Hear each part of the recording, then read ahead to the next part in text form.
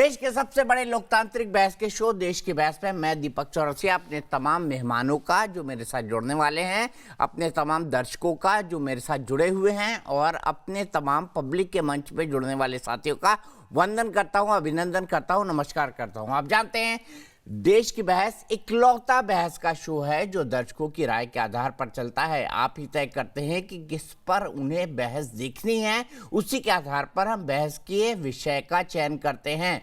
उसी के साथ साथ हम पब्लिक के मंच में अपने साथ लोगों को जोड़कर सीधे अपने घरों से जोड़कर, अपने दफ्तरों से जोड़कर बहस की दशा और दिशा को आगे बढ़ाते हैं। आज पब्लिक के मंच में हमारे साथ 4 लोग जुड़ेंगे। मेरे साथ निरंजन शर्मा होंगे गाजियाबाद से, मेरे साथ किरण पटेल होंगे अहमदाबाद से, मेरे साथ अमन सिंह होंगे इंदौर से, मेरे साथ अश्विनी मौर्य होंगे प्रयागराज से। ये 4 लोग हमारे साथ पब्लिक के मंच पे जोड़ेंगे। लेकिन सबसे पहले आज का टॉपिक देख लेते हैं। आज का टॉपिक क्या है? देखिए मेरे पास ये पूरी लिस्ट है। खुखार तालिबान की सरकार में आतंकी मंत्री कैसे चलाएंगे सरकार, इसी पर आज हम बहस करने जा रहे हैं। और देखिए प्रधानमंत्री, इनका नाम भी संयुक्त राष्ट्र की ग्लोबल टेररिस्ट लिस्ट में शामिल है। सिराजुद्दीन हक्कानी जो गृह मंत्री हैं, उनका नाम भी यूएन की मोस्ट वांटेड लिस्ट में है। इसके अलावा मैं आपको ये बता दूं, रक्षा मंत्री, उनका नाम भी यूएन की मोस्ट वांटेड लिस्ट में है। इसके अलावा मुल्ला अब्दुल गनी बरादर जो कि उप प्रधानमंत्री हैं, तालिबान और अमेरिका के बीच जो वार्ता हुई थी उसके प्रमुख रहे हैं, उनका नाम भी इस लिस्ट में है। अब्दुल सलाम हनफी जो प्रधानमंत्री हैं, वो लादेन के सबसे करीबी आतंकवादी थे। आमिर खान मुत्तकी यूएन की ग्लोबल टेररिस्ट लिस्ट में इनका भी नाम है और ये हैं विदेश मंत्री। तो कैसे चलेगी सरकार, इसी पर बहस करेंगे बड़ी।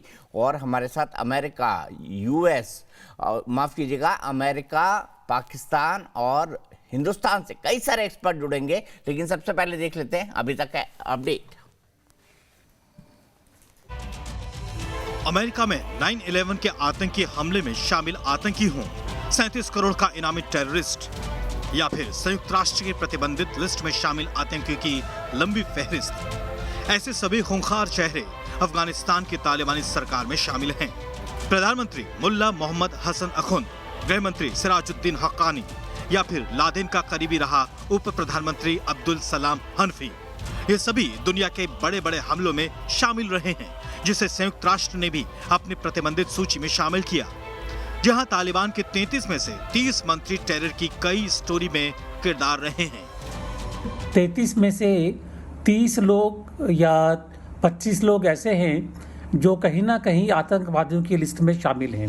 हद तो यह है कि तालिबानी शिक्षा मंत्री अब्दुल बाकी हक्कानी के मुताबिक पीएचडी और मास्टर्स डिग्री सब फालतू है। सुनिए क्या ज्ञान दे रहा है वो। दुनिया के हर सुमरा डिग्री पीएचडी और मास्टर की डिग्री की कोई कीमत नहीं है। आप देखो कि हमारी सरकार में बैठे मुल्ला और तालिबान के पास भी पीएचडी, एमए या हाई स्कूल की डिग्री नहीं है, लेकिन वो कितने महान हैं। इस बीच संयुक्त राष्ट्र ने भी साफ कर दिया है कि संयुक्त राष्ट्र ऐसी सरकारों को मान्यता देने में शामिल नहीं है। The Council needs to have zero tolerance to non-state terror actors and their sponsors. दूसरी ओर अफगानिस्तान की स्थिति पर भारत की भी पूरी नजर है। सीआई के अधिकारियों से मुलाकात के बाद अब एनएसए अजीत डोभाल ने रूस के एनएसए से अफगानिस्तान के हालात पर चर्चा की है। पंजशीर में भी तालिबान ने जो ऑफेंसिव लॉन्च किया था, उसमें भी पाकिस्तान की वायुसेना ने डायरेक्ट इंटरवेंशन करते हुए तालिबान की मदद की थी। दूसरी ओर the national resistance force of Afghanistan यानी एनआरएफ अब भी पंजशीर में पाकिस्तान और तालिबान के आतंकियों का डटकर सामना कर रहा है। सिराजुद्दीन हक्कानी को एक महत्वपूर्ण जिम्मेदारी आईएसआई के द्वारा दिलवाई गई है। लेकिन चालाक चीन भी तालिबान को लगातार मदद पहुंचा रहा है। देश की बहस में चर्चा है कि अफगानिस्तान में तालिबान ने सरकार गठित तो कर ली, लेकिन क्या आतंक के पर्याय रहे कई खूंखार चेहरे दुनिया के सामने आएंगे?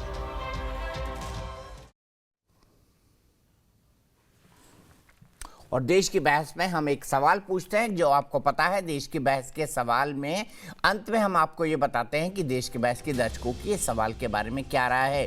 क्या संयुक्त राष्ट्र को तालिबान को मान्यता देनी चाहिए, ये हमारा सवाल है। हाँ या ना में आप जवाब दे सकते हैं। आप हमारी वेबसाइट पर जा सकते हैं आप हमारी मोबाइल ऐप को डाउनलोड कर सकते हैं, जिसे डाउनलोड करना बेहद आसान है। आप हमारे ट्विटर हैंडल और फेसबुक पेज पर जाकर भी वोट कर सकते हैं कार्यक्रम के बारे में। अगर आपकी कोई राय है, सुझाव है या आप शो में शामिल होना चाहते हैं तो हमें 9711002266 पर व्हाट्सएप करें। सीधे अपने बड़े पैनल को इंट्रोड्यूस करता हूं। मेरे साथ आज कौन कौन जुड़ेगा ये आपको बता देता हूं। मेरे साथ देव कार्लेकर जुड़ेंगे अमेरिका से, वो एक पॉलिटिकल एनालिस्ट हैं, वो मेरे साथ जुड़ेंगे। मेरे साथ retired major general GD Bakshi जुड़ेंगे। मेरे साथ retired lieutenant general Ashok Chaudhary ji जुड़ गए हैं, जो फॉर्मर डीजीएमओ हैं। इसके अलावा मेरे साथ प्रकाश शाह जी हैं, जो कि यूएन के अंदर भारत के डिप्लोमेट रह चुके हैं। इसके अलावा जावेद गफ्फारी साहब दिखाई दे रहे हैं आपको टेलीविजन स्क्रीन पर। सबसे पहले शाह साहब, मैं आपसे जानना चाहूँगा कि कैसे 33 में से अगर 30 यूएन के मोस्ट वांटेड लिस्ट के टेररिस्ट हैं, तो क्या यूएन इनको मान्यता दे सकता है? यूनाइटेड नेशंस मान्यता देगा शाह साहब?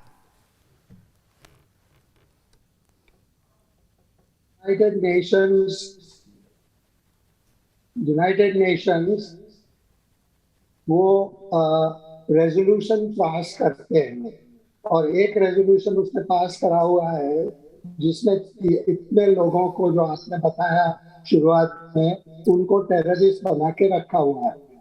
तो ये टेररिस्ट रहेंगे जब तक यूनाइटेड नेशंस एक रेजोल्यूशन बदलेगा नहीं। जब तक वो रेजोल्यूशन नहीं बदल सकता है, तब वो जो टेररिस्ट है उनको टेररिस्ट ही रखेंगे। दूसरी बात यह है कि यूनाइटेड नेशंस को किसी सरकार को रिकॉग्नाइज नहीं करना है। वो जब बिठाते हैं यूएन जनरल असेंबली में और उनका एक बोर्ड आता है, तो उसका मतलब ये हो गया कि उन्होंने रिकॉग्नाइज कर दिया है। तो जब तक वो बोर्ड नहीं आएगा, जब तक यूएन के तालिबान के लोग वहां नहीं आएंगे, रिप्रेजेंटेटिव्स नहीं बनेंगे, तब तक यूनाइटेड नेशंस उनको करती नहीं है। मैं 1966 में जब पहली तालिबान सरकार यूएन में आई थी, तब मैं एम्बेसडर था इंडिया का। तो उस टाइम पे इन्होंने बता दिया था कि तालिबान वाले बैठेंगे नहीं। तो तालिबान वाले 1966 से मेरे ख्याल से 2001 तक वही बैठे हुए नहीं थे। तो उनका मतलब ये होगा कि यूएन ने उनको रिकॉग्नाइज नहीं करा है। तो ये जब तक करेंगे नहीं, कि जब तक बिठाएंगे नहीं, तब तक उसका मतलब ये हो गया कि उनको रिकॉग्नाइज नहीं करनी है। और यूएन जब रिकॉग्नाइज नहीं करती है, तो उनके रेजोल्यूशन जो सिक्योरिटी काउंसिल वालों को मानना पड़ता है। तो रेजोल्यूशन सिक्योरिटी काउंसिल ने कहा है कि ये टेररिस्ट है, तब तक वो टेररिस्ट रहेंगे। ठीक है, मैं सीधे पाकिस्तान चलता हूँ शाह साहब, और मेरे साथ जावेद गफ्फारी साहब जुड़े हुए हैं, जाने माने पत्रकार हैं पाकिस्तान के। जावेद साहब, अब की बार आतंकवादियों की सरकार, कैसा लगेगा आपको अफगानिस्तान में? दीपक, आपके लिए तो अच्छा है। आप ये देखें ना, आपने अभी लिस्ट बताई कि ये यूएसए में बैन है, फलां बैन है, ढिमका बैन है। आपके तो वजीर आजम बैन थे, आपको याद नहीं है क्या? क्या आपकी इतना तो है ना, माशाल्लाह सीनियर जर्नलिस्ट है, 20 साल से जर्नलिज्म कर रहे हैं। ये जो नरेंद्र मोदी हैं, ये बैन नहीं थे क्या यूएसए में? आपको भूल गए? ये बैन भूल के कुछ नहीं होता, बैन हट जाते होते हैं। अभी जो यूएसए की मुज़ाकरात करके जो यहाँ पे पहुंचे हैं ना, क्या अफगानिस्तान की जो हुकूमत है वो बाकायदा तौर पे लड़के 40 मुल्कों को भगाया, उसने मुज़ाकरात किए ना, डायलॉग किया, उसके बाद वो वहां पे बनाई है हुकूमत। अब उसे आप आतंकिस्तान कहें, वो कहें, दहशतगर्द कहें, ओ भाई वो कर चुके हैं। दीपक, आप पता नहीं अब कौन से शऊर में है। आपने कहा था कि कभी भी अफगानिस्तान में तालिबान हुकूमत नहीं बना सकते, उन्होंने बना लिया। आपने कहा 5 शहर में तो कम से कम तालिबान नहीं घुस सकते, वो घुस गए। आज बाकायदा तौर पे उन्होंने काबीना अनाउंस कर दी, अब सारा कुछ चलेगा। बाकायदा तौर पे अफगानिस्तान जिंदा हो चुका है, बहाल हो चुका है अफगानिस्तान। आपको ख्याल करना चाहिए। अब जिंदा हो चुका है, मर चुका है, इसमें मैं कोई किसी तरह का मुज़ाकरात नहीं करूंगा आपके साथ, क्योंकि मुझे नहीं पता कि अफगानिस्तान जिंदा हुआ है तालिबान के आने के बाद कि मर चुका है। सीधे चलता हूं मैं शाह साहब के, अशोक चौधरी जी के पास। अशोक चौधरी जी बताइए, जावेद गफ्फारी साहब कह रहे हैं कि देखिए ये लोग तो बिल्कुल मुज़ाकरात करके, यानी डायलॉग करके इस जगह पर पहुंचे हैं और ये डिजर्व करते हैं। क्या वाकई ये 33 में से 30 आतंकी डिजर्व करते हैं कि अफगानिस्तान की सरकार चलाए?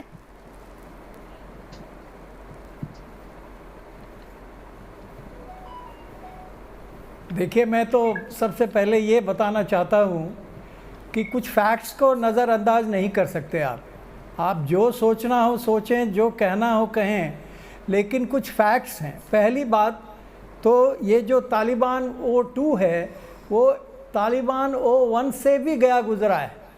अगर आप देखें, इन्होंने कहा कि हम इंक्लूसिव सरकार लाएंगे। अब बताइए कहाँ पर है ये, कहाँ पे? मैं तो ढूंढ रहा था कि कोई ताजिक मिल जाए, कोई हज़ारा मिल जाए, कोई और मिल जाए। कुछ पश्तून केवल वो मिले जो पाकिस्तान में रहते हैं और जो ISI ने सपोर्ट किए हैं और हकानी के लोग हैं। तो ऐसी सरकार जो बनी वो कौन सी इंक्लूसिव सरकार बनी? ये कम्प्लीटली नॉन इंक्लूसिव सरकार बनी। सबसे पहली बात तो मैं ये कहना चाहूँगा।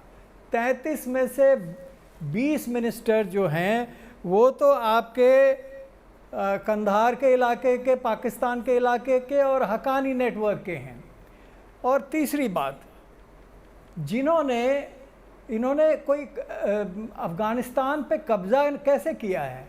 इन्होंने कोई कब्ज़ा कर लेना, ज़बरदस्ती किसी चीज़ को हासिल कर लेना अलग चीज़ है, गवर्नेंस एक कम्प्लीटली अलग चीज़ है। तो तालिबान जो कि हमेशा से एक ऐसी ऑर्गेनाइजेशन, टेरर ऑर्गेनाइजेशन रही है जो लोगों को मारना जानती है, लेकिन लोगों को कैसे देखभाल करना है ये उनके जहन में ही नहीं है, उनकी पॉलिसी में नहीं है। तो आज अचानक कैसे आ जाएगी? तो इस बात को मद्देनज़र रखते हुए मुझे पूरा भरोसा है और मुझे पूरा ये कोई शक नहीं है इसमें कि ये लोग की सरकार ज़्यादा दिन चल ही नहीं सकती है, क्योंकि इनकी जो पॉलिसी है वो ही जिहादिस्ट पॉलिसी है। ऐसी चीज़ है जिसमें कि औरतों के लिए कोई भी उनको कोई तवज्जो ही नहीं है। अभी आपने देखा होगा औरतों को पीटा जा रहा है, जो उनके अगेंस्ट बोलते हैं उनको मार दिया जाता है। कुछ प्रेस के लोग थे जिनको पीटा गया, मारा गया, और कई चीज़ें अभी तो बाहर भी नहीं आ रही हैं। अफ़गानिस्तान के लोग वो अच्छी तरह से समझते हैं, अगर उन्हें इनसे इतना प्यार होता कि ये अच्छी सरकार दे सकते हैं तो सब के सब क्यों भागने के लिए तैयार हैं? ये तो यही बात जावेद साहब से पूछता हूँ। शाह साहब, यही बात जावेद साहब से पूछता हूँ। जावेद साहब, मुझे बताइए ना, प्लेन से कौन कौन लटक रहा था? पाकिस्तानी तो नहीं थे, सब अफगानी थे जो तालिबान से डर रहे थे, और प्लेन से लटक लटक के बेचारों की मौत हो गई। तो ये अफगानी क्यों डर रहे हैं तालिबान से? बताइए ना मुझे। इतने अच्छे हैं तालिबानी, इतने मासूम हैं, तो फिर ये लटक लटक के क्यों मार रहे हैं अफगानी लोग? ये बताइए ना। दीपक जी, आप इतने भी मासूम नहीं है कि आपको इस सवाल का पता ना हो। जब आपको बताया जाए कि आपको USA में पता नहीं कहां कौन से डेवलप्ड कंट्री के अंदर शौहरियत मिल रही है, तो वो भागेंगे वहां से, और यहाँ पे तो पता ही कोई नहीं था। दूसरे नंबर पे आप कह रहे हैं कि वो जालिम है, वो कातिल है, और यही चीजें तो नरेंद्र मोदी की शोहरत में शामिल थी। नरेंद्र मोदी ने PhD करके वजीर-ए-आज़म बने हैं क्या? उनकी शोहरत क्या है? एक कातिल बस। और पूरी दुनिया में जो बैन था वो आपका वजीर-ए-आज़म, और एक दफा नहीं 2 दफा बना चुके हैं आप उसको। आप सर देखिए बंदे को ऊपर नहीं आना चाहिए, तो मैं तो हैरान होता हूँ। जावेद साहब देखिए ना, हमारे यहाँ तो चाय बेचने वाला प्रधानमंत्री वो लायक है, आपके यहाँ तो क्रिकेट खेलने वाला प्रधानमंत्री है जिसके बारे में आपके लोग कहते हैं नालायक है। बंदों को ढेर करने वाला, सिर्फ चाय पी बेचने वाला थोड़ी है, कातिल है वो, नालायक है। आपके यहाँ का वजीर आजम जिसको सिलेक्टेड कहते हैं उसके बारे में कहते हैं लायक नहीं है, तो नालायक है इमरान खान। 5 जगह से वजीर आजम मुंतखब हुए हैं, इलेक्शन में जीता है MNA की सीट। वो कमाल करते हैं आप। वो दहशतगर्दी से नहीं आया, वो जीता है सीट। दहशतगर्दी से जो आया ना वो आपके यहाँ वजीर आजम है, जिसको बात करने का पता है, ना कोई पॉलिसी बनाने का पता है। अभी अफगानिस्तान के मामले में कोई एक लफ्ज भी नहीं बोला वो, क्योंकि उसे पता ही नहीं है कि क्या बोलना है। कोई उसको डिक्टेट करेगा तो वो बोलेगा। यहाँ पे डिक्टेशन नहीं आती, वहां पे डिक्टेशन आती है, जहाँ पे बोलना ही नहीं बेचारे को आता। नरेंद्र मोदी ने काम की स्पीच कब की थी? क्योंकि उसे पता ही नहीं कि काम की स्पीच क्या होती है। हिंदुत्व को जन्म देगा, दहशतगर्दी को जन्म देगा, बढ़ावा देगा मुस्लिम उसको एक्टिविटीज को। तलवारों वाले वहां पे अमूमन घूमते हैं। अब कोई एक बताए इंसानी हकूक वाली बात उसने क्यों? क्योंकि उसे आती नहीं है। वो कहते हैं ना कि उससे होता ही नहीं, उससे आता ही नहीं। आपके नरेंद्र मोदी और हमारे वजीर आजम का कोई मुकाबला है ही नहीं। अच्छा ठीक है सीधे सीधे शाह साहब से पूछ लेते हैं, शाह साहब से पूछ लेते हैं। शाह साहब बताइए, जावेद साहब बोल रहे हैं कि इमरान खान और हमारे वजीर आजम मोदी का कोई मुकाबला है ही नहीं, है या नहीं? आप बता दीजिए शाह साहब, आप ज्यादा बेहतर एनालाइज कर पाएंगे।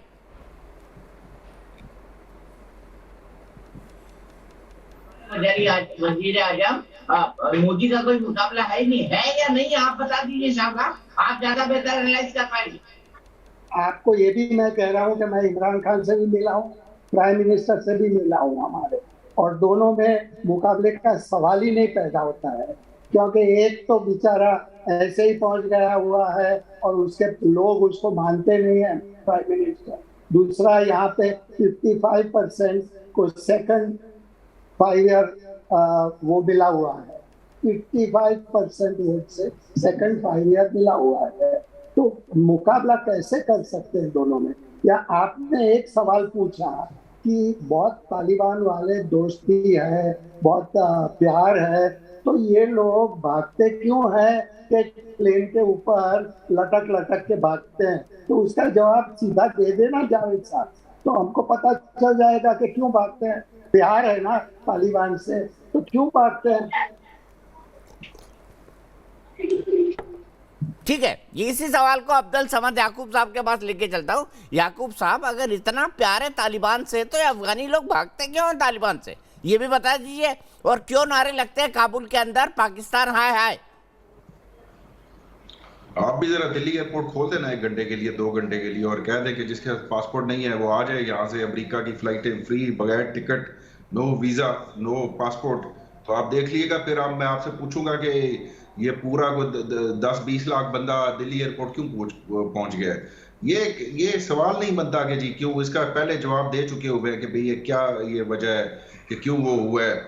और दूसरी बात है कि जब जहाँ पे अपराइज होता है, जहाँ पे रजीम चेंज होती है, वहां पे जाहिर बात है क्योस होता है, पैनिक होता है। अब मैं ये तो इनकार नहीं करता कि अफगानिस्तान में क्योस नहीं था, पैनिक नहीं था।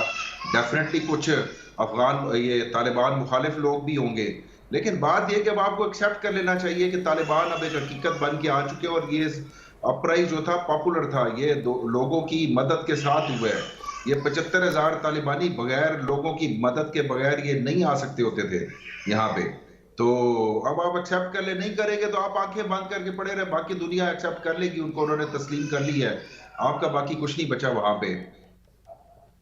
ठीक है, मैं जनरल जीडी बख्शी मेरे साथ जुड़ गए, उनसे ही सवाल ले जाता हूँ। जनरल साहब, वाकई क्या तालिबानी लोग अफगानिस्तान के लोगों की मदद के साथ सरकार में हैं या पाकिस्तान की मदद के साथ?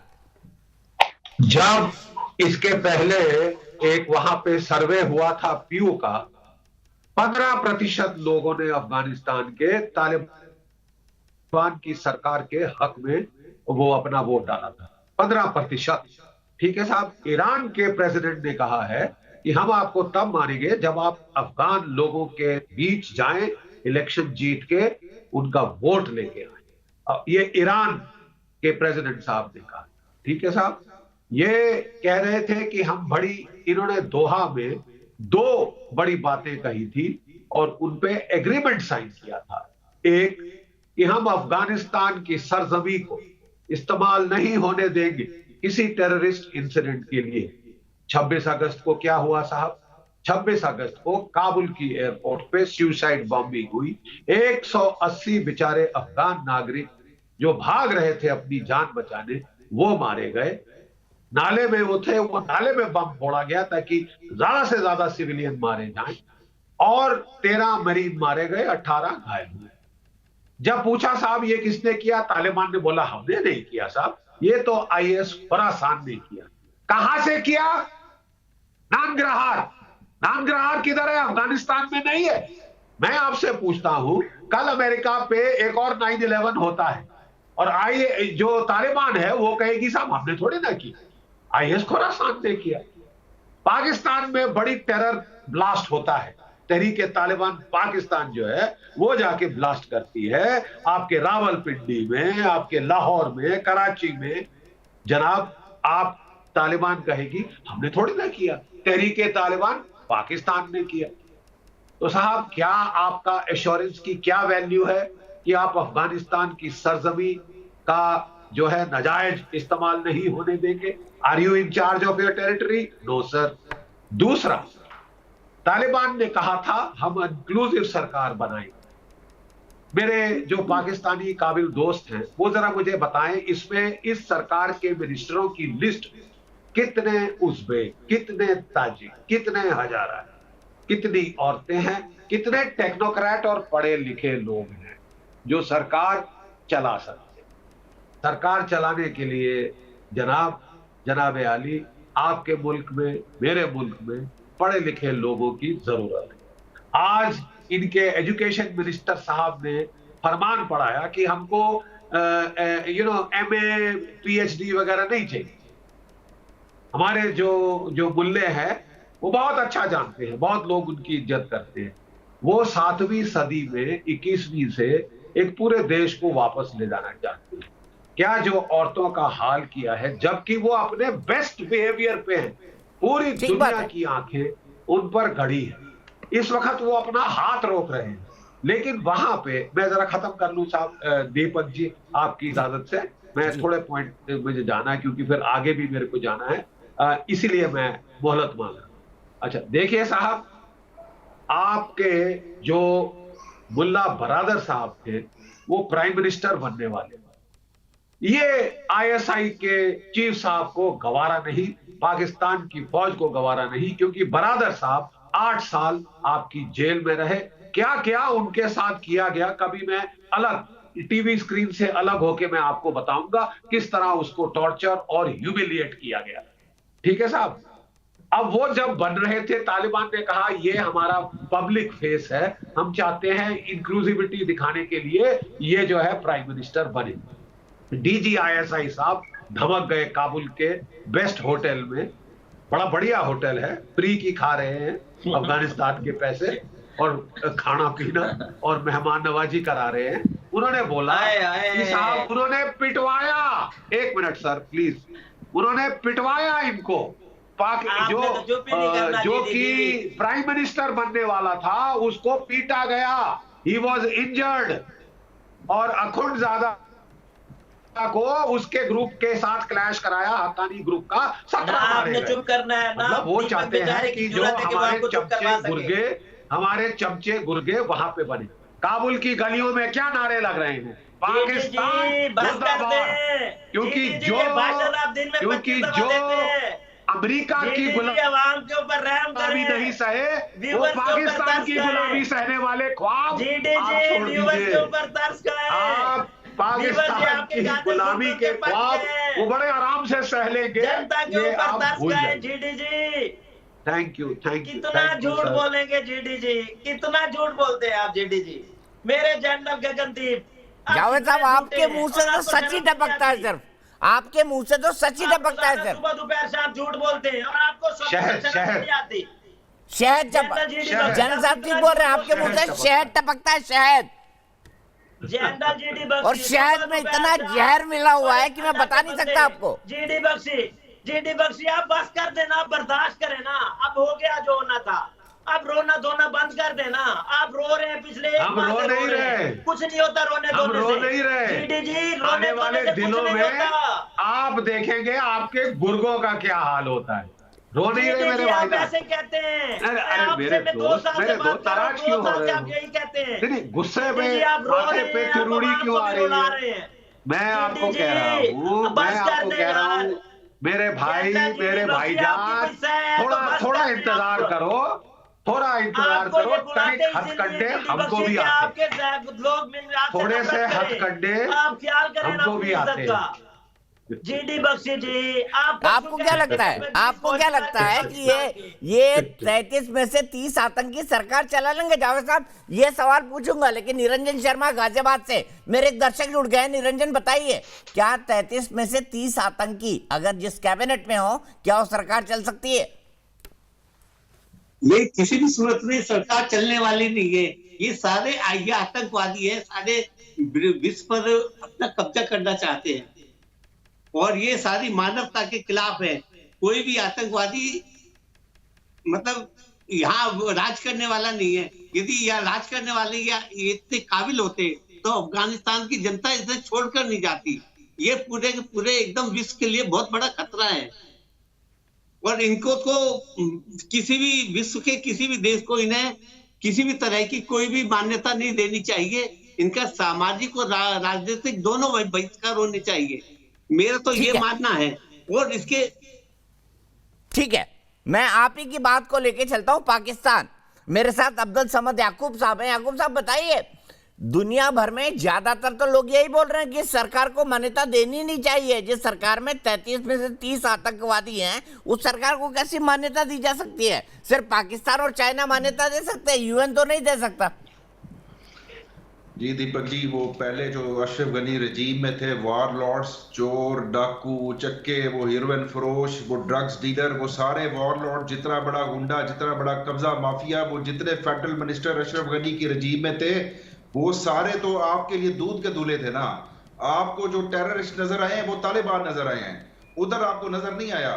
वो गुलबदीन हिकमत यार ने भी इलेक्शन लड़ा था, वो भी यूएन डेजिग्नेटेड टेररिस्ट था, अशरफ गनी के मुकाबले में इलेक्शन लड़ा। यानी कि पहली जो रजीम थी अशरफ गनी का, जो इलेक्शन हुआ था, उसमें जितना बड़ा डाकू उतना बड़ा मिनिस्टर, उतनी बड़ी फेडरल मिनिस्ट्री, वो सब दूध के दूल्हे थे। अच्छा, इसमें से ये जो अगर आ गए, अगर यूएन ने उनको कोई डेजिग्नेट कर भी दिया तो यूएन रिमूव कर देगी, वैसे ही जैसे गुलबदीन को किया है, वैसे ही जैसे 780 लोगों को ग्वांटानामो में बंद किया, उस सबको छोड़ दिया, सिर्फ 34 बाकी है वहां पे, 16 को चार्ज किया है, कन्विक्टेड, बाकी सारे मासूम सारे घरों को चले गए, कोई सऊदीया चला गया, कोई पाकिस्तान आ गया। आपको समझ ही नहीं आती कि भाई वो लोग जो यूएन ने किसी को टेररिस्ट कह दिया तो क्या वो टेररिस्ट हो गया? जब तक दुनिया की कोई अदालत उनको उनका जुर्म साबित ना करे, कोई दहशतगर्द नहीं है वो। जब तक आपके कहने से कोई दहशतगर्द नहीं हो जाता, मेरे कहने से नहीं हो जाता। मैं अगर बलोचिस्तान वालों को दहशतगर्द कहता हूं, आप कहते हैं जी फ्रीडम फाइटर है, तो लिहाजा अब आप ये जो आपने रेट लगाई हुई है ना कि दहशत, इंडिया को तो दुनिया का हर बंदा ही दहशतगर्द नजर आता है। यानी कि आपको आतंक के अलावा आपने कोई दूसरा लफ्ज मेरे ख्याल में पढ़ा ही नहीं है। अब आप इन्हीं आतंकवादियों के पास जाएं, इनको तस्लीम भी करेंगे, इनको सब कुछ करेंगे, क्योंकि करना तो आपने है ही।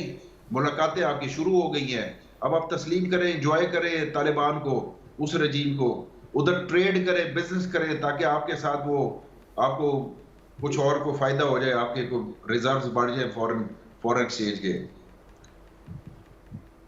ठीक है, मैं सीधे जनरल चौधरी के पास चलता हूँ। जनरल चौधरी, इतना आसान है जितना अब्दुल समद याकूब कह रहे हैं कि भाई आप तिजारत कर लीजिए, व्यापार कर लीजिए, आप तो करेंगे क्योंकि आपको पता है कि आपको संबंध बनाने हैं, क्योंकि इससे पहले बाकी लोग भी तो टेररिस्ट थे।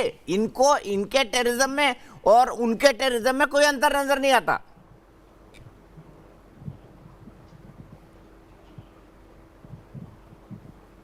देखिए, मैं तो फैक्ट्स पे जाता हूँ, रेटोरिक की कोई ज़रूरत नहीं है। फैक्ट्स देख लीजिए। आपको आज स्टेबल अफ़गानिस्तान चाहिए जो प्रॉस्पर करता हो, डेवलपमेंट हो वहाँ पर।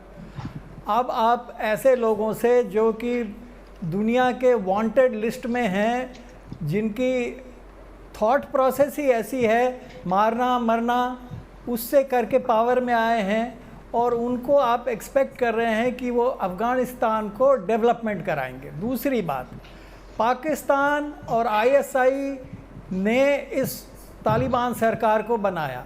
अब बताइए, जिस पाकिस्तान के पास अपने खाने को कुछ नहीं है, वो अफ़गानिस्तान की डेवलपमेंट में क्या कर सकता है? उसको खुद खाने पीने के लिए नहीं है पैसे, वो मांग मांग के काम करते हैं, और वो अफ़गानिस्तान को क्या मदद कर सकते हैं? तीसरा है इनका फ्रेंड चाइना की नज़र उनके खनिज पे है, जो कि 3 ट्रिलियन से भी ज़्यादा अमाउंट का खनिज है उनके पास, चाहे लिथियम हो, चाहे गोल्ड हो, चाहे नेचुरल गैस हो, चाहे कॉपर हो, चाहे, तो उनकी नज़र केवल उस पे है। उनको इससे कोई मतलब नहीं है कि अफ़गानिस्तान के लोगों का भला हो या उनका डेवलपमेंट हो।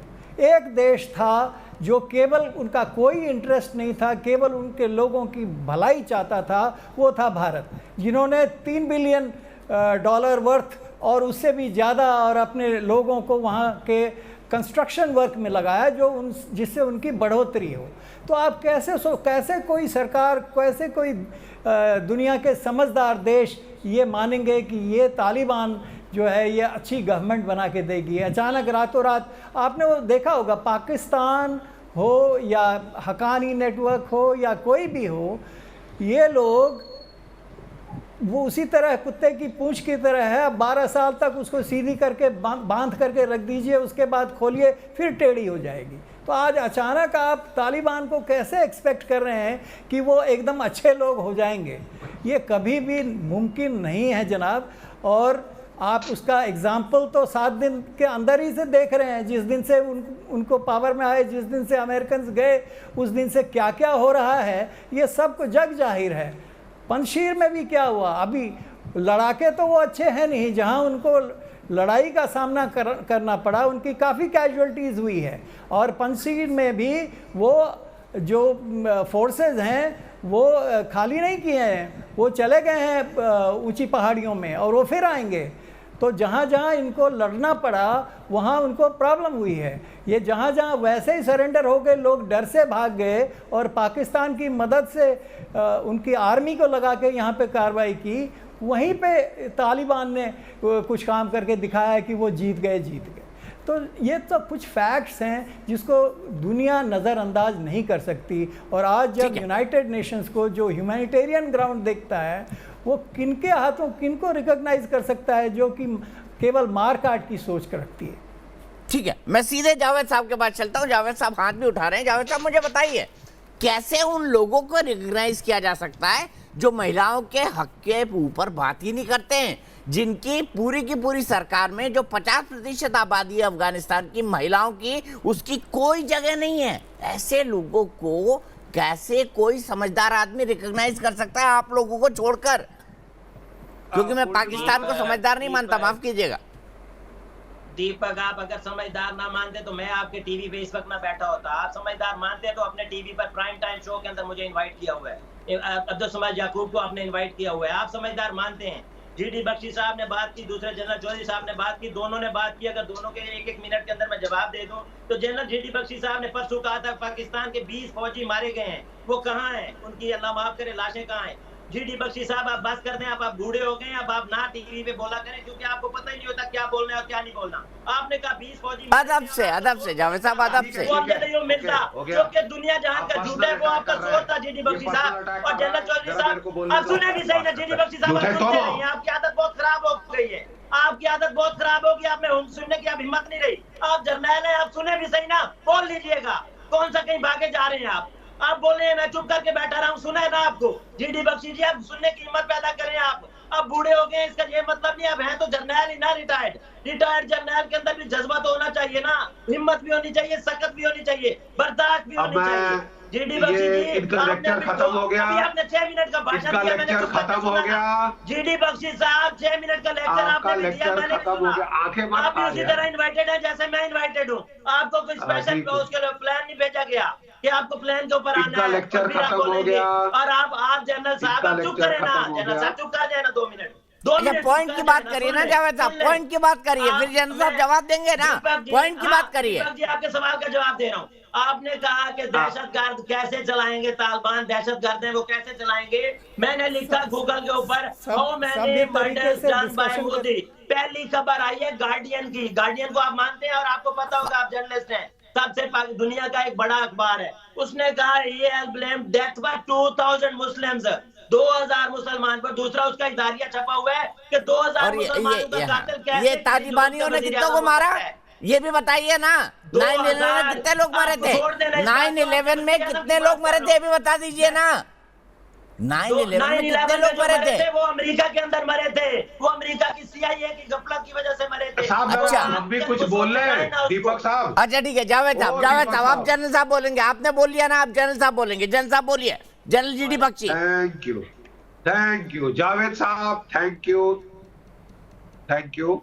मैं पॉइंट बाय पॉइंट जवाब दूंगा। देखिए साहब, मुझे एक बड़ा अफसोस है। मैं चाहता हूं कि आप मेरी ओर से अपने फौजियों को ये बोले, जब हमारी फौजें अंग्रेजों के टाइम पे इकट्ठी थी जनाब, और हम लोगों ने एक ही एकेडमी में ट्रेनिंग की थी जिसको बोलते थे इंडियन मिलिट्री एकेडमी देहरादून।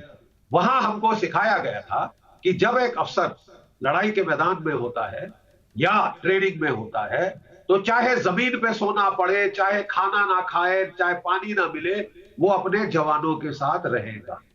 बड़े अफसोस से ये प्लीज हमारा पैगाम, क्योंकि हमको दर्द हो रहा है, वो भी हमारे जैसे फौजी हैं, ये अपने लोगों को कन्वे करिए, अपने फौजियों को। अफसोस आज इस पैनल पे आपका कोई फौजी नहीं है, लेकिन आप उनको कन्वे करिए कि जनरल साहब, बूढ़े जनरल साहब, मैं बूढ़ा हूं, कोई बात नहीं, मैं बूढ़ा हूं, मैंने काफी लड़ाइयां लड़ी हैं, तजुर्बा बहुत है। आपके general major general Adil Rahman, commander para SSG group जो आपका है, यानी क्रीम इलीट, वो उनको चार्ज दिया गया कि वो पंजशीर के माउथ पे हमला करे, और वो आपकी 2 SSG बटालियन साथ गई। वो थोड़ा सा तकलीफ हुई उनको, कैजुअलिटीज हुई, फिर तीसरी गई, फिर 2 NLI की पलटने गई, RT गई, आपकी 6 लांसर उसके टैंक गए वहां पे, फिर आपकी एयरफोर्स आई। ठीक है साहब, और 15 दिन बेचारे आदिल साहब वो बाहर ठंडे में रहे अपने जवानों के साथ। अब वो दौड़ के आए हैं वापस काबुल सेरीना होटल, जहां आपके DG ISI साहब जमे हुए हैं, पांव जमा के बैठ गए, उनका जाने का मन नहीं कर रहा, इतनी अच्छी हॉस्पिटैलिटी है। प्लीज उनको बोलिए कि अपने जवानों को ना छोड़ के आ जाए, कि वो जमीन पे लेटे, वो नाले से पानी पिए, और वो जबकि आप सेरीना होटल में बैठे। बहुत गलत चीज है ये। हमने ऐसा फौज में नहीं बात खत्म भी कर दिया करें, फिर अगले बंदे को सुनने का मजा ही नहीं आता। आपका भूल जाऊंगा क्या बोले, बात खत्म क्या करते साहब। नहीं, आपके DG ISI सेरीना होटल में क्या कर रहे हैं काबुल में, ये बताइए ना जावेद साहब, ये भी बता दीजिए। अब्दुल समद याकूब साहब से भी सवाल पूछूंगा, पर आप जवाब दे दीजिए। ये आपके DG ISI अफगानिस्तान की सरकार बनवाने में क्या कर रहे हैं? आपको किसने और वहाँ वो बगैर इजाजत के आए थे, क्या वहाँ पे बगैर बाजवा साहब की इजाजत के आए थे? आपको किसने कहा कि सेरीना इस्लाम उधर काबुल में ठहरे हुए हैं? हो सकता है वो वापस आ गए और वो सिर्फ आपको दिखाने गए हो कि भाई DG ISI फैज अमीन वहाँ पे फोटो आ रही है, इंटरनेशनल प्रेस को वो नारे लग रहे हैं वहाँ पे, पाकिस्तान हाय हाय, काबुल में नारे लग रहे हैं जावेद साहब, काबुल में नारे लग रहे हैं पाकिस्तान हाय हाय। काबुल में लगेंगे, हर जगह पे पाकिस्तान के नारे लगेंगे, क्यों इंडिया का भी कोई नारा लगा देना। हाय हाय के नारे लग रहे हैं, हाय हाय के। इंडिया बाय बाय हो जाएगा, पूरी दुनिया आपको कुछ नहीं पूछेगी। जनरल GD बख्शी ने पता परसों क्या कहा था? जनरल GD बख्शी ने परसों कहा कि ये सारी जो खबरें हैं ना, ये मुझे मिर्जा वो अमजद अयूब मिर्जा देता है, जिसका खुद को ही नहीं पता कि वो क्या चीज है। उनको पाकिस्तानी ये बताते हैं, वो खुद को इंडियन कहते हैं, ये उसको पाकिस्तानी कहते हैं और पाकिस्तानी समझ के उसकी हर बात को सच मानते हैं। जनरल GD बख्शी साहब, क्या इंडियन मिलिट्री एकेडमी में ये भी पढ़ाया जाता है? आपसे भाग के कुछ भी बात करते हैं, मीरपुर का रहने वाला है, बाय द वे, मीरपुर, वो कहता है पाकिस्तान ऑक्युपाइड कश्मीर, वो है न रहने वाला, फिर वो क्या रहता क्यों नहीं है? वो तो यूके में रहता है ना। वो तारिक फतेह साहब भी आपको गाली देते हैं, आप ही के लोग आपको गाली देते हैं। तारिक फतेह साहब आपको रोज आए दिन गाली नहीं देते, वो पाकिस्तानी थे ना। तो भाग्य है ना, जो भाग्य वो हमारा है ही नहीं। GD बख्शी जी, जो आप भाग्य है वो हमारा है। तो ऐसे बड़े लोग हैं साहब, जिस दिन आप भागने दें, आपकी आधी जो है आबादी भाग जाएगी। जो अमेरिका जाता है, कनाडा जाता है, वापस तो अफगानिस्तान में हुआ है, तो आपको तकलीफ क्यों हो रही है? यही अफगानिस्तान में तकलीफ इसलिए है साहब कि आप वहाँ की औरतों को पीट रहे, आप वहाँ की औरतों को कोड़े मार रहे। और साहब मेरे को नहीं पसंद कि कोई मर्द औरतों पे कोड़े मारे, बिल्कुल नहीं पसंद। बख्शी जी, आप मेरे हिसाब में वो बहुत घटिया किस्म का मर्द है जो औरतों पे हाथ उठाता है। आपने सुन लिया? नहीं साहब, जहां हम लोग एग्री हो सकते हैं, एग्री हो जाएंगे। जो लोग बेचारी निहत्थी औरतों को कोड़े मारते हैं, पत्थर मारते हैं, मेरे को नहीं पसंद। जो बच्चियों को पर्दे नहीं देते, मलाला यूसुफजई का नाम सुना है? मलाला यूसुफजई का नाम सुना है? नहीं प्लीज आप मेरा सवाल सुन लीजिए ना। मलाला यूसुफजई का नाम सुना है, वो पढ़ना चाहती थी, आप लोगों ने उसके सर में गोली मारी, वो मरी नहीं, लेकिन वो आज पढ़ रही है, उसको नोबेल प्राइज मिला। ठीक है साहब, आपकी नहीं है बच्ची? बख्शी जी क्या आपकी कोई बेटी है? प्लीज मेरे को प्लीज मेरे को बताएं। मेरे भाईजान क्या आपकी बेटी, कितने बच्चे हैं आप? नहीं कितने बच्चे हैं आपके, बताइए। बेटियां कितनी? सुन तो लें, बेटी कितनी है आपकी? बेटियां सुनने तो, अब बेटियां कितनी है मैं पूछ रहा हूँ। नहीं बहुत जरूरी है ना जनाब, क्योंकि सारा जो इसका क्रक्स है इसी सवाल में। आपकी कितनी बेटियां हैं? मेरी अल्हम्दुलिल्लाह 3 बेटियां हैं, और आपको मैं एग्री करने लगा हूं, जो काबुल भेजना चाहेंगे? सुने तो, क्या सुनते ही नहीं है बख्शी? क्या तुम उसको काबुल भेजना चाहोगे उन बच्चियों को? बख्शी सुने तो, जनरल बख्शी सुने तो। क्या मेरा सीधा सवाल है यार, क्या तुम काबुल भेजना चाहोगे? खुदा ना करे कभी ऐसी उन पे जहमत आए कि उन्हें काबुल जैसी जहन्नुम जो आपने बना दिया है उसमें रहना पड़े। ये दुआ है मेरी मालिक से यार, इतना एक दिल से दुआ है आपकी बेटियों को कभी काबुल जैसी जगह जाके ना रहना पड़े। आप पढ़ाया होगा आपने, जरूर पढ़ाया होगा। आप पढ़े लिखे हैं, आप पढ़े लिखे हैं, आपने पढ़ाया होगा उनको। नहीं आपने पढ़ाया होगा ना बेटियों को। आप किसी और की बेटियों से पढ़ाई का हक छीनना चाहते हैं, इतनी गंदी उनके माथे में गोली लगवाना चाहते हैं जैसे मलाला यूसुफजई को लगी। मेरे दोस्त, क्या तुम और किसी और गैर की बेटी है तो क्या किसी की बेटी नहीं हुई? ठीक है, गैर की बेटी हुई। मैं देव कार्लेकर जी के पास जाऊंगा। बहुत सही सवाल है, और बहुत सही सवाल का जावेद गफ्फारी साहब ने जवाब नहीं दिया है। जावेद साहब से जवाब लूंगा, लेकिन उससे पहले किरण पटेल, मेरे एक दर्शक है अहमदाबाद से। किरण बताइए, आपको क्या लगता है तालिबान की सरकार के बारे में? जो सरकार 33 मंत्रियों से बनी हो, उसमें से उससे प्रधानमंत्री से लेकर 50% से अधिक लोग पर 700 करोड़ रुपए का इनाम यूएन ने रखा, उस सरकार के बारे में बात क्या करें? हमारे काबिल पत्रकार मित्र पाकिस्तान की बात कर रहे काबुल के विकास के, अफगानिस्तान के विकास की। मेरे उनसे एक दावा है, एक विनती है, आप अपने परिवार की बेटियों को, बहुओं को वहां ले जाकर बिना हिजाब के घुमाए तो उसे ये पता चल जाएगा कि जाहिल पद क्या होती है। दूसरी बात, भारत की चिंता ये भी है कि ये जो लोग आए हैं दहशतगर्द, जो कि आपकी पैदाश है, आईएसआई के सभी गुर्गे हैं, तालिबान कुछ और है ही नहीं, आईएसआई का ही ब्रेन चाइल्ड, और उसमें वो हक्कानी लीडर्स, ये लोग पूरे विश्व को बर्बाद करेंगे। पाकिस्तान के काबिल मेरे दोस्त पत्रकार जो इतनी मुखालफत कर रहे हैं, उनकी मेरी उनसे विनती है कि सोचे जरा, अपने परिवार के बारे में भी सोचे। भारत अकेला नहीं बिगड़ेगा, इसमें अकेले भारत का नहीं बिगड़ेगा, आपके देश का भी हताहत होगा। जब बम फटता है तो वो देखकर नहीं फटता कि कौन सी कास्ट का लोग मर रहा है। सही कह रहे हैं पटेल साहब, बिल्कुल सही कह रहे हैं, बिल्कुल सही कह रहे हैं। और इसी बात को मैं आगे लेकर चलता हूँ देव कार्लेकर जी के पास। देव कार्लेकर जी मेरे साथ अमेरिका से जुड़े हुए हैं, पॉलिटिकल एनालिस्ट है। देव साहब मुझे समझाइए, जब 9/11 में बम फटा या फिर वहां पर जो प्लेन क्रैश किए, वो ये देख के नहीं क्रैश किए कि कौन किस मूल का है। उन लोगों को मान्यता क्यों जो लोग मास मर्डर के जिम्मेदार हैं, मास मर्डर के? दीपक जी नमस्ते, आपने मुझे न्यूज नेशन के मंच पे आमंत्रित किया। जावेद साहब, जाहिलियत कम करे और थोड़ा सैनिटी चेक रखे, आराम से बड़े प्यार से आप भी बात कर सकते हैं। आप अपना जो वर्तन है थोड़ा सुशील रखने की कोशिश करें। आपकी 3 बेटियां हैं, जीडी बख्शी साहब ने आपको कहा, is general, please have respect to the general, और it doesn't take a penny to be nice to people. तो बड़े अच्छे से प्यार और बड़े अच्छे से आप बात कर सकते हैं, थोड़ा संयम रख के बात करें। 9/11 पे 3000 से ज्यादा लोग मरे, उसमें मुस्लिम भी मरे, जूश भी मरे, हिंदू भी मरे, क्रिश्चियन भी मरे, बुद्धिस्ट भी मरे। लेकिन ये जो इस्लाम जो अंडर द नेम ऑफ जिहाद जो ग्लोबल टेररिज्म की फैक्ट्री चला रहा है, दैट मस्ट बी डिनाउंस्ड। इसकी ओरिजिनेटर आप ही के आका है, पाकिस्तान फंडेड टेररिज्म। जैसे मैंने पिछले समय भी कहा था कि जैसे भारत को इंफॉर्मेशन टेक्नोलॉजी के नाम से पूरी दुनिया में जाना जाता है, नापाक पाक को इंटरनेशनल टेररिज्म IT के नाम से जाना जाता है। तो आपको शर्म आनी चाहिए, आपके देश से टेररिज्म पनप रहा है, वो आपको भी जमीन में गाड़ रहा है, 6 फुट नीचे गाड़ रहा है।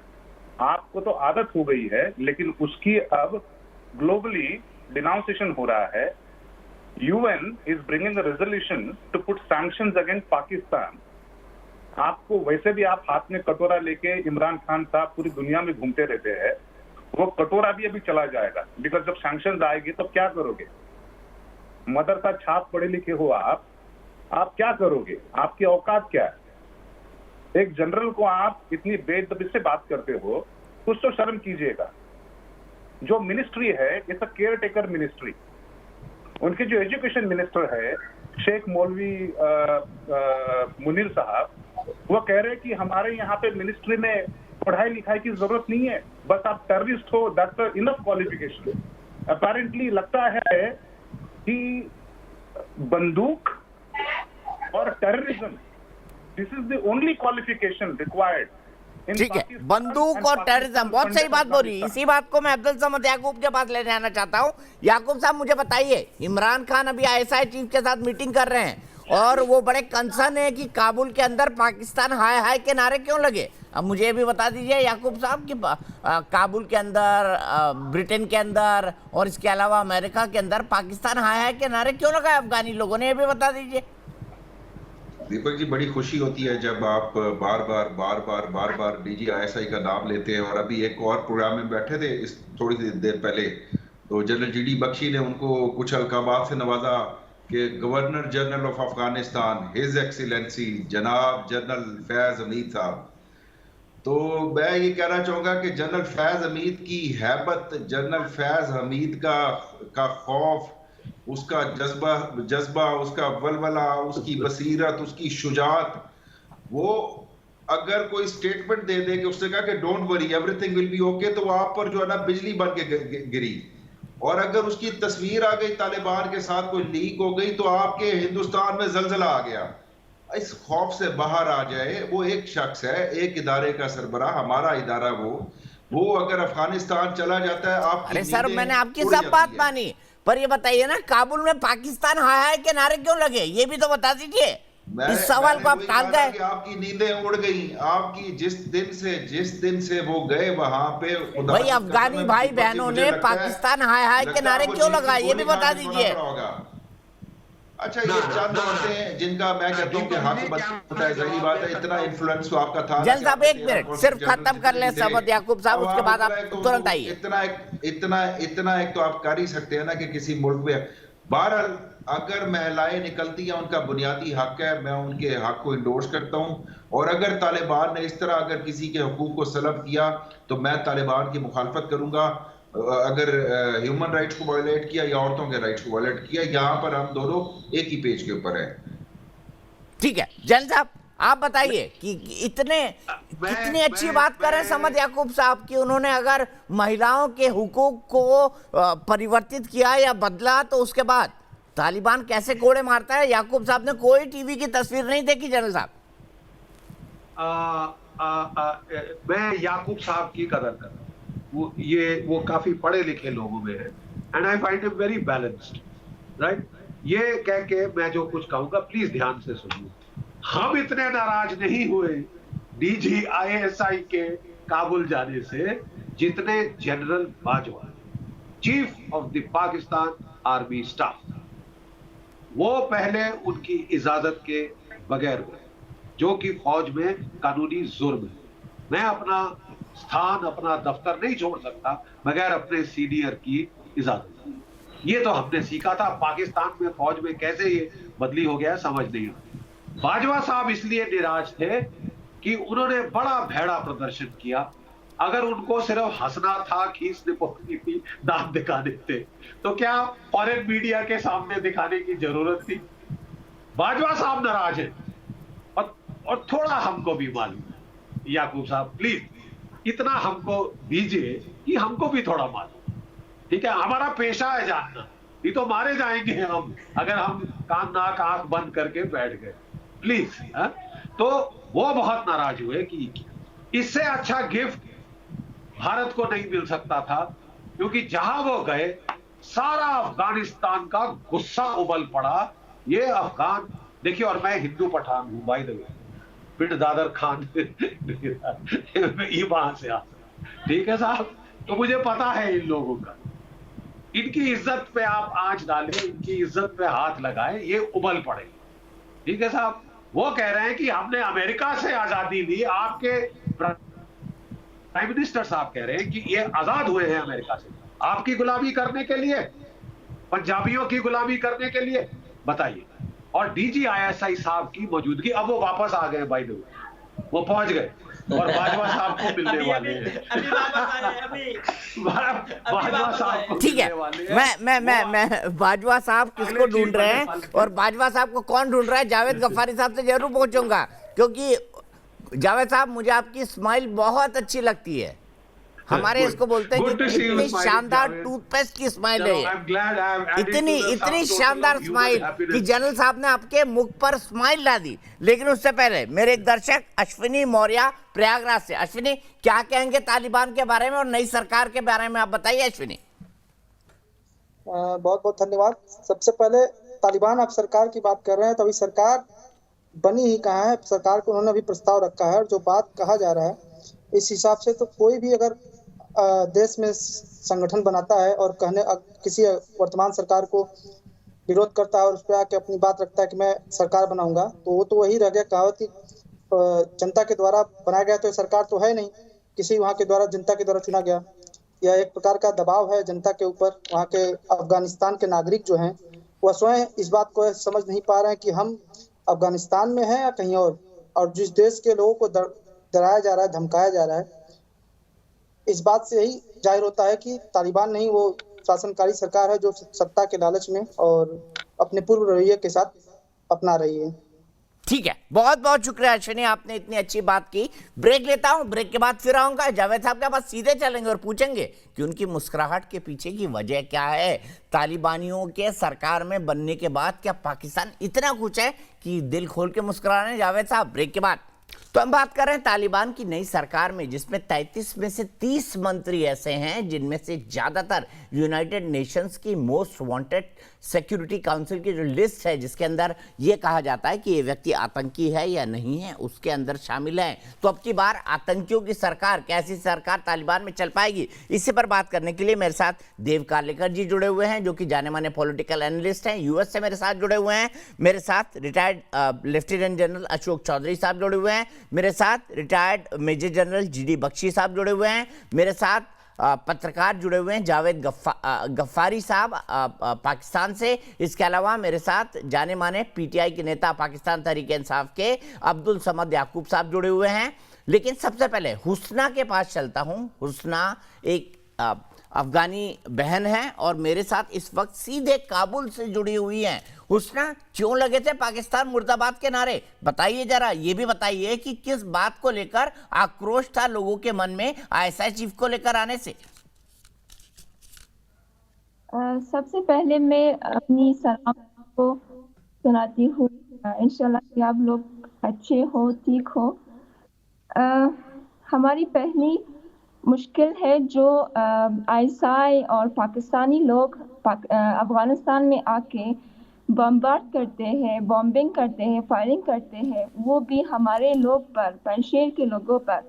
और हमने पाकिस्तान की एयरप्लेन पंजशेर लोगों ने मार दी और उसे खराब कर दी। हमारा सवाल ये है कि क्यों एक दुश्मन, जो लोग हमारी मुश्किलात में हमारे साथ ना हो, वो लोग आके हमारी मामलों पर दखल दे और वो लोग हम पे बॉम्बिंग करें।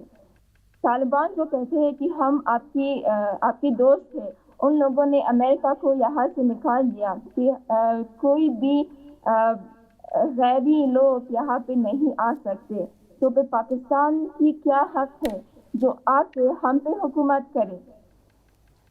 ठीक बात है हुस्ना, इसी बात को मैं जावेद साहब के पास ले जाता हूँ। जावेद साहब, देखिए अफगान के आम लोग बोल रहे हैं, अब आप किस बात पर हमसे हुकूमत करना चाहते हैं? जो आईएसआई चीफ आकर सरकार बनवा रहे हैं तालिबान के अंदर, अंतरिम सरकार, बता दीजिए जावेद गफ्फारी साहब, आईएसआई का क्या लेना देना अफगानिस्तान से? दीपक आईएसआई चीफ गए हैं, उनकी अपनी एक्टिविटीज है, उनकी अपनी जिम्मेदारियां हैं, उन्होंने मैनेज चीजें करनी होती हैं, पूरी सिक्योरिटी हमने देखनी है, अपने बॉर्डर की चीजें हमने सेटल करनी है, हमारा बॉर्डर उनके साथ लगता है, हम नहीं उसको मैच्योर करेंगे, हम नहीं उसके साथ और मुज़ाकरात करेंगे तो कौन करेगा? दीपक जी, आपके तो कोई मिनिस्टर, कोई आपके तो पावरफुल बंदा है ही नहीं जो किसी से बात करने वाला हो। हमारे डीजीआईएसआई ख्याल रखते हैं ना तमाम खिते का, सिक्योरिटी मामला जो है उन्होंने देखने वो जाके। भाई 1 मिनट चुप तो काटे यूएसए वाले भाई, आप जरा सब्र भी किया करें ना, आपको बहुत परेशानी हो रही है कि मैं क्या बोलता हूँ, मेरी इखलाकियात कैसी है, मैं कैसे बात करता हूँ। आप मुझे इखलाकियात का दर्श न दें, आप आराम से बैठे। बाकी रही बात मेरी जो बहन है अफगानिस्तान की, मेरी बहन, अभी सब्र तो करें ना, अभी तो आए हैं, आप जरा सब्र तामल तो करें ना, अभी तो वो आए हैं। पाकिस्तान का किरदार हमेशा मुस्बत रहा है और आप लोगों का हम ख्याल रखते हैं। अभी तो वो आए हैं। बाकी जीडीजी मतलब आप तो ऐसे बात कर रहे हैं जैसे कोई साधु संत आ गया हो, कोई सेंट आ गया हो। आप तो ऐसे बात कर रहे हैं तालिबानी आतंकियों के बारे में जैसे कोई संत आ गया हो। देव कार्लेकर जी क्या कहेंगे ऐसे लोगों के बारे में? फिर जनरल साहब के पास चलूंगा और मेरे साथ जनरल अशोक चौधरी भी जुड़े, उनके पास भी चलूंगा। ये तो ऐसे बात कर रहे हैं तालिबानियों के बारे में जैसे कोई साधु संत आ गया हो। करने के बाद आप 30 सेकंड भी नहीं देते यार। 30 सेकंड दे दिया करें ना सर। 3 मिनट बोला आपने, 30 सेकंड की क्या बात कर रहे हैं जावेद साहब? 3 मिनट बोला आपने लगातार। आप टाइम देखें, मैं सर जीडीपी जी को जवाब देने लगा था। मैं अभी आ रहा हूँ आपके पास। देव कार्लेकर जी बोलते हैं, उन्होंने हाथ उठाया था, उसके बाद मैं तुरंत आपके पास आ जाऊंगा। सुनिए, नापाक पाक की जो नापाक करतूतें है, पूरी पाकिस्तान उसे भुगत रही है। जो आप टेररिज्म, जो आप झाड़ टेररिज्म का लगा रहे हो ना, उसी में फंदा आपका लग के आप निपट रहे हो। शर्म करे, आपको 3 बेटियां है, आपको 3 बेटियां। Do you want any of your daughters to be captured by Taliban? बार-बार जो है ना वो आप 3 बेटियां आप ऐसा मत करें। समय आ गया है, समय आ गया है। आप जाहिलियत से बात कर रहे हो, आप जाहिलियत से बात कर रहे हो, आप जाहिलियत से बात कर रहे हो, आप जाहिलियत से बात कर रहे हो, आप जाहिलियत से बात कर रहे हो, आप जाहिलियत से बात कर रहे हो, आप जाहिलियत से बात कर रहे हो, आप जाहिलियत से बात कर रहे हो। इस तरीके से नहीं चलेगी तो आप प्रोग्राम से बड़े शांति से बात कीजिएगा। अगर इस तरह करेगा अरे भाई, जिहादियों को कहाँ लेके आ रहे हो? आप एक चवल आदमी है, ऐसे मंच पे जिहादियों को कहाँ लेके आ रहे हो? आप एक चवल आदमी है, ये तो खुद तालिबान लग रहे हैं मुझे। आपको बात करने की तमीज ही नहीं ये है। मुझे खुद आप गलत तालिबान बात लग कर रहे रहे हैं। हैं, गैर इखलाकी आप इंसान है। ये मुझे आप खुद नापाक तालिबान लग रहे हैं। कैसे कह सकते हैं? बड़े आपका खुद बड़े वजूद नापाक है। ऐसे नापाक आप एक लोगों को वसीदा मत आदमी लाइएगा। है, बेहूदा आदमी है। ये ऐसे नापाक लोगों को मत लाइएगा। अच्छा, व्यक्तिगत ना हो जावेद साहब, व्यक्तिगत ना हो। देव साहब न्यूयॉर्क के बहुत जाने माने सिटीजन्स में से एक हैं, इंडियन अमेरिकन। मैं आपको ये बता दूं और ये भी बता दूं कि देव साहब का बहुत अच्छा होल्ड है नैस्डैक पर, आपके वहाँ के शेयर मार्केट पर। आप नाराज ना हो सर। जावेद साहब नाराज ना हो। मैं सीधे जनरल बख्शी के पास चलता हूं। जनरल बख्शी मुझे बताइए, देव साहब ने कुछ गलत बोला, अगर उन्होंने ये सवाल उठा दिया कि महिलाओं की क्या हालत रहेगी तालिबान में, तो उन्होंने कुछ गलत सवाल उठाया। सुनता नहीं है, सिर्फ सवाल उठाना जानते हैं आप लोग, जवाब भी सुना करें ना। मैं जीजीजी को जवाब दे रहा था कि जीजीजी अल्हम्दुलिल्लाह महिलाओं को सरेआम मारा जा रहा है, महिलाओं पे सरेआम अत्याचार हो रहे हैं। महिलाओं को आप देखिएगा, अगर आपने तब पढ़ा है तो न्यूयॉर्क में बैठ के चवले मारने के अलावा कुछ कर सकते हैं? आप बताएं क्या कर सकते हैं? आप कुछ कर सकते हैं तो करें। 20 साल आप लोगों ने वहाँ पे किया है। 20 साल में आपने क्या किया? जो इंडिया ने क्या किया 20 साल में? 20 साल यूएसए ने क्या किया? बचा लेते ना। 20 साल थोड़े तो नहीं होते। 20 साल में इतना स्ट्रॉन्ग कर लेते अपने आप को कि कोई पैर वाला ना आता। लेकिन आप एक बेवकूफ आदमी है, आप इंतहाई चवल आदमी है। मैं यही कह सकता हूँ क्योंकि आपको पता ही नहीं है। 20 साल आप लोगों की हुकूमत रही है वहाँ पे, 20 साल की आपकी इन्वॉल्वमेंट रही है। 20 साल अशरफ गनी आपके प्यादा थे, 20 साल वहाँ पे इंडियन आर्मी रही है, 20 साल वहाँ पे अमेरिकी आर्मी रही है। वहाँ पे ये हालत हुई है तो जिम्मेदार आप हैं। दूसरे को भी बात करने का मौका दे, please, I beg of you. आप बात ही कर रहे हैं तो मैं क्या मौका दूं? आप सही बात मैं करें ना, यूएस में सही बात करें। I am a proud US citizen. US bringing a motion. अगर आप देखिएगा, सुनिएगा, Lindsey Graham is bringing a notion in a White House, और वो मोशन से they are looking to put a sanctions against Pakistan. भैया वैसे भी फटीचर आदमी हो, पाकिस्तान का जो खेलना है उखेड़ लो, पाकिस्तान का इंडिया भी उखेड़ ले, पाकिस्तान का यूएसए भी उखेड़ ले, वो भी अगर बंद हो गया, का बाल भी नहीं कर सकते आप, पैखाने का पानी भी आना बंद हो जाएगा, पैखाने का पानी भी आना बंद हो जाएगा आपका, करते रहिए, समझिएगा, पाकिस्तान का कोई फर्क नहीं पड़ता, पाकिस्तान का आपकी कोई बाल भी औकात, नहीं कर सकता, आपकी औकात आपको पता है, टेररिज्म के सिवाय आपने कुछ नहीं किया जिंदगी में। अच्छा ठीक है यही रुकते हैं। क्लोजिंग कमेंट जनरल बख्शी से लेता हूं। जनरल बख्शी, इस सरकार का क्या भविष्य है? एक क्लोजिंग कमेंट आपसे 30 सेकंड का। देखिए, इस सरकार की बड़ी वो कोशिश कर रहे थे कि दुनिया उनको रिकॉग्नाइज करे, दुनिया उनको लेजिटिमाइज करे। अफगानिस्तान एक रेंटियर स्टेट है, स्टेट फॉर्मेशन के फाइनेंसेस हमेशा बाहर से आए हैं, हिस्टोरिकली, ठीक है साहब, हमेशा बाहर से आए हैं, चाहे ब्रिटिश एम्पायर ने दिए, चाहे रूसियों ने दिए, उसके बाद अमेरिका और सऊदी अरेबिया।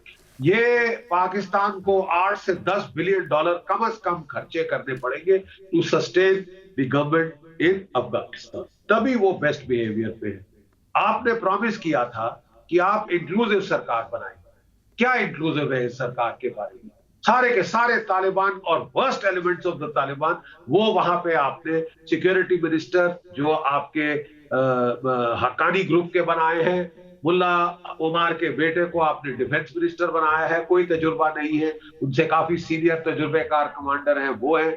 आपके प्राइम मिनिस्टर इस सरकार के वो हैं जिन्होंने बामियान के बुद्धा स्टैच्यूज को उड़ा दिया, तोड़ा। 2 मिनिस्टर्स ऐसे हैं जो सबसे बड़े ड्रग स्मगलर हैं साउथ एशिया में। साहब, ये सरकार कैसे एक्सेप्ट करेगी बाकी दुनिया? आप प्लीज दिल पे हाथ रख के बोलिए, कैसे? जैन साहब, यही रुकता हूं। मुझे ये बताना है कि आज देश की बहस के दर्शकों की राय क्या है? क्या संयुक्त राष्ट्र को तालिबान को मान्यता देनी चाहिए? हाँ कहना है सिर्फ 2% लोगों का, और नहीं यानी तालिबान को मान्यता नहीं देनी चाहिए संयुक्त राष्ट्र को, ये कहना है 98% लोगों का। फिलहाल एक ब्रेक, लेकिन न्यूज नेशन एक ऐसा चैनल है जहां पर खबरों का सिलसिला कभी नहीं थमता।